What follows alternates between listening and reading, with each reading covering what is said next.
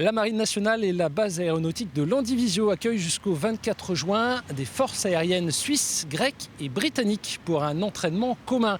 L'objectif est de renforcer les capacités d'intervention en coalition, comme on dit.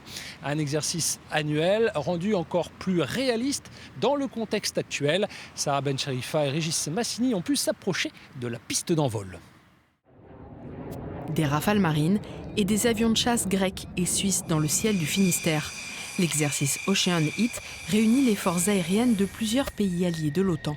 Le but, raffermir leur coopération et s'entraîner à réagir depuis plusieurs bases différentes.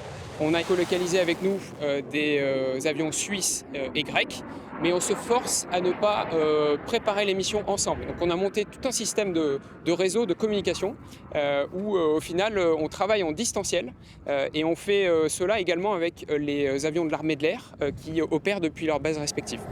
En mer, auprès des avions de chasse, une frégate multimission participe à l'exercice.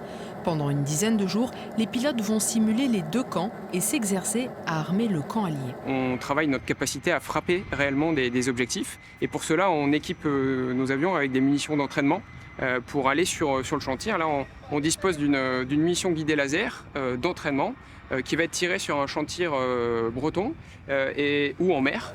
Cet entraînement annuel prend davantage de relief et d'intensité compte tenu de la guerre en Ukraine. On fait régulièrement de l'entraînement au tir. Toutefois, il est plutôt décorrélé par rapport à notre entraînement tactique. Donc là, l'idée, c'était de bien lier les deux. Évidemment, le contexte nous conduit à rendre notre entraînement encore plus réaliste. Au total, une quarantaine de décollages et d'atterrissages quotidiens sont prévus durant ces 10 jours d'exercice.